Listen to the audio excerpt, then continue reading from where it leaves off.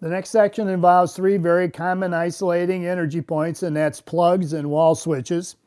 For plugs, we use two different sizes of device. The smaller device is used for a normal size 120 volt plug. Simply inserts into the device, closes up, lock and tag go through the hole, and your device is locked out. For the larger size plugs, the 220s, the 440s, we use the yellow device,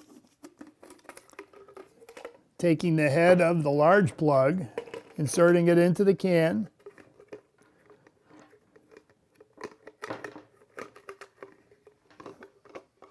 closing it up, and again the lock and tag go in the hole very easily. For wall switches, again, a very simple device that utilizes the screws that are already in the wall switch. This is the device by itself, and all we do is use the two screws that are already in your wall switch to hold the device on, and then this device will actually let you lock in an on position or an off position. And again, bear in mind, a switch is not considered an isolating point by OSHA. You do need to go back to a circuit breaker or a bus bar technically.